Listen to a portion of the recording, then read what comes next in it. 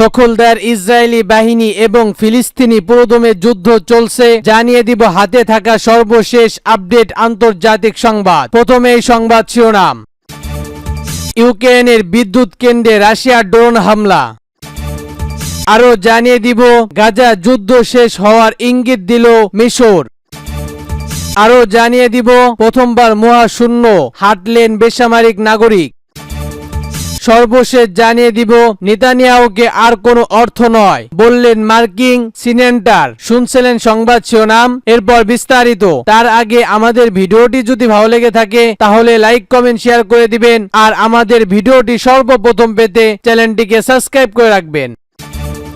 ইউক্রেনের বিদ্যুৎ কেন্দ্রে রাশিয়ার ড্রোন হামলা। এবার শুনুন বিস্তারিত। ইউক্রেনের একটি বিদ্যুৎ কেন্দ্রে রাশিয়ার ড্রোন হামলায় 14 জন কর্মী আহত হয়েছে। এতে বিদ্যুৎ বিচ্ছিন্ন হয়ে পড়েছে শহরটিতে। এই হামলায় উল্লেখযোগ্য ক্ষতিগ্রস্ত হয়েছে বলে জানিয়েছে স্থানীয় কর্মকর্তারা। বুধবার রাতে উত্তর অঞ্চলীয় কনোটভ শহরের বিদ্যুৎ কেন্দ্রে ড্রোন হামলা করে রাশিয়া। ব্রিটিশ বার্তা সংস্থা রাইটার্স এ খবর জানিয়েছে শহরে বিদ্যুৎ পুনরাবর্তন কাজ করছে উদ্ধারকারীরা। যুদ্ধ শুরু হওয়ার আগে কনোটভের প্রায় 83,000 মানুষ বসবাস করত।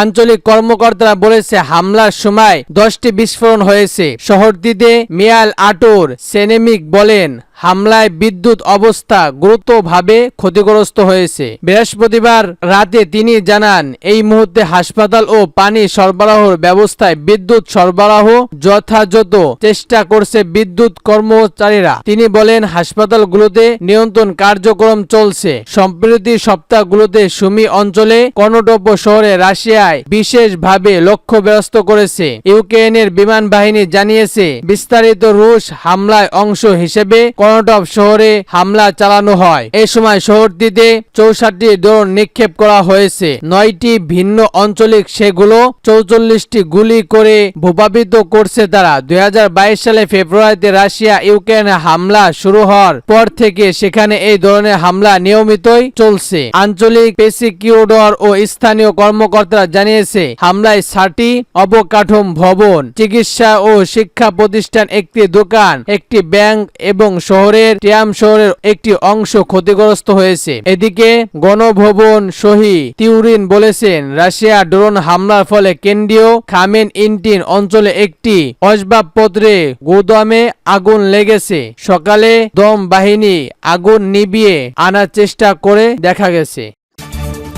আরো জানিয়ে দিব গাজা যুদ্ধ শেষ হওয়ার ইঙ্গিত দিল মিশর। এবার শুনুন বিস্তারিত। সম্প্রতি গাজা উপত্যকার যুদ্ধ বিরতি নিয়ে কাতার ভিত্তিক রাজধানী দোহার একটি আন্দোলনে শেষ হয়েছে। এই আলোচনাকে গুরুত্বপূর্ণ বলে উল্লেখ করেছে মিশর, যা 11 মাস ধরে চলা এই সংঘাত শেষ হওয়ার সম্ভাব্য ইঙ্গিত দেয়। আলোচনায় অংশ নেওয়া একটি উচ্চ পদের সূত্রে বরাবর দিয়ে বৃহস্পতিবার কায়দো নিউজ চ্যানেল জানিয়েছে আলোচনাটি মিশরের গোয়েন্দা প্রধান আব্বাস কাদের, কাতারের প্রধানমন্ত্রী মোহাম্মদ বিন আব্দুর রহমান আল নাথি এবং হামাসের প্রতিনিধি দলের নেতা খালিদ আল হাইয়া অংশগ্রহণ অনুষ্ঠিত হয়েছে। সূত্রে জানায় এই আলোচনাকে অত্যন্ত গুরুত্বপূর্ণ এবং সংঘাত সমাধানের সম্ভাব্য লক্ষ্য হিসেবে দেখা হয়েছে। যদিও আলোচনা বিস্তারিত কোনো তথ্য প্রকাশ করা যায়নি। গত কয়েক মাস ধরে যুদ্ধের কাতার এবং মিশর মিলে ইসরায়েল ও হামাসের মধ্যে বন্দী বিনিময় ও যুদ্ধবিরতির চুক্তি করতে এবং গাজায় মানবিক সহায়তা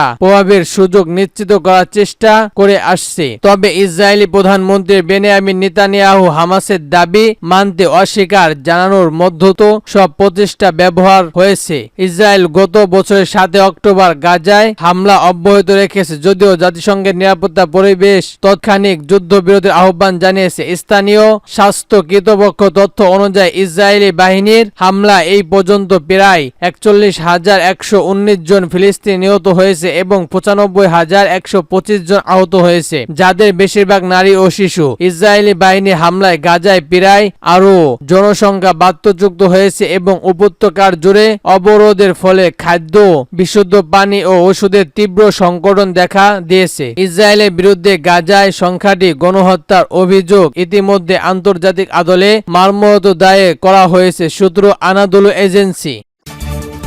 আরো জানিয়ে দিব প্রথমবার মহাশূন্য হাঁটলেন বেসামরিক। এবার শুন বিস্তারিত। পৃথিবীর বাহিরের জগৎ নিয়ে মানুষের আগ্রহের শেষ নেই। অনেকেই জীবনে একবার হলেও পৃথিবীকে বাহির থেকে দেখতে চায়, কিন্তু এ ধরনের অভিযানে কেবল মহাকাশ গবেষণ সংস্থা কর্মকর্তা বিশেষজ্ঞদের ব্যক্তিরা অংশ নেয়। ফলে চাইলেও সাধারণ কোনো ব্যক্তির মহাশূন্য যাওয়ার ইচ্ছা পূরণ হয় না। তবে এই প্রথমবারের মতো মহাশূন্য হাঁটলেন বেসামরিক। বৃহস্পতিবার বিলিয়ানির বেসামরিক ল্যান্ডেন নাইজেরিয়া 41 প্রথমবার অপারেশন নট্যকারী হিসেবে মহাশূন্য যাত্রা করেন। মহাকাশ অভিযানে পুরো বিষয়টি লাইভ স্ট্রিমের মাধ্যমে সরাসরি প্রচার করা হয়েছে। 4 সপ্তাহের একটি দল 5 দিনের জন্য মিসাইলটি অংশগ্রহণ করেছিল।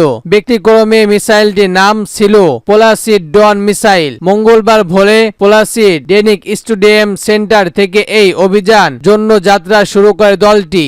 স্কোপ ক্যানসন 9 রকেট চলে যাওয়ার হয় 4 নভোযাত্রী। মহাশূন্য পৌঁছে এক্সাটেড ডু এগ্রোহে কেরুসের যাওয়া হয় তারা। বৃহস্পতিবার বাংলাদেশের সময় বিকাল 4:52 নভোযাত থেকে বাহিরে আসেন জেডেস। এ সময় তারা ক্যাসুলিট পৃথিবী থেকে শত শত মাইল দূরে 30 লাখ কিলোমিটার ঘন্টা বেগে প্রত্যক্ষ করেছিল। পৃথিবীর পৃষ্ঠ থেকে তাকিয়ে আইজ্যাক বলেছিল, বাড়িতে আমাদের সকলেই অনেক কাজ আছে, কিন্তু বাহির থেকে সত্যি পৃথিবীকে এক নিখুঁত বিশ্বর মতো দেখায়। একজন নাইজেরিয়াকে অনুসরণ করে বের হয়ে আসেন মিসাইল বিশ্বের সরবরাহ গিয়ে। এ সময় তাদের অন্য 2 সঙ্গী ইট পটিয়ে ও আনা মহাকাশের মধ্যে ছিলেন। মহাকাশ বিশেষজ্ঞদের ধারণা অনুযায়ী এই বিষয়টি নতুন এক বিদ্যুৎের সূত্র করে, এমনকি এর মধ্য দিয়ে বাণিজ্যিক ভাবেও ব্যাপক অগ্রগতি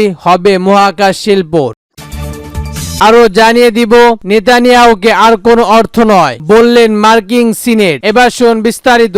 গাজায় চলমান যুদ্ধের জন্য ইসরায়েলের প্রধানমন্ত্রী বেনিয়ামিন নেতানিয়াহুকে আর কোনো অর্থ বরাদ্দ দেওয়া উচিত নয় বলে মন্তব্য করেছেন মার্কিন সিনেট বার্নি স্টার্ন। বৃহস্পতিবার সামাজিক মাধ্যম এক্সা সাবেক টুইটার দেওয়া এক পোস্টে তিনি লেখেন, এই সপ্তাহে গাজায় একটি মানবিক অঞ্চলে ইসরায়েলি হামলায় 19 জন নিহত এবং বহু আহত হয়েছে। পশ্চিমা তীরে এই মার্কিন কর্মকর্তাকে মাথায় গুলি করে হত্যা করা হয়েছে। আর এখন শুক্রবার আরেকটি স্কুলে বোমা হামলা হয়েছে, সেখানে 14 জন নিহত হয়েছে, যার মধ্যে 6 জন জাতিসংঘের সহকারী ছিলেন। এরপরেই ল্যান্ড বলেন, যথেষ্ট হয়েছে, নেতানিয়াহুর যুদ্ধর মেশিনের জন্য আর কোনো অর্থ নয়। এদিকে গত শুক্রবার নাপসুন বাইরে বেরতা শহর অবৈধ ইহুদিবাসীর বিরুদ্ধে প্রতিবাদকালে 26 বছর বয়সী তুর্কি আমেরিকান কর্মী আইসুর নাগরিক এগিয়ে হত্যা করে ইসরায়েল বাহিনী। এই হত্যাকাণ্ডে বিশ্বের প্রক্রিয়া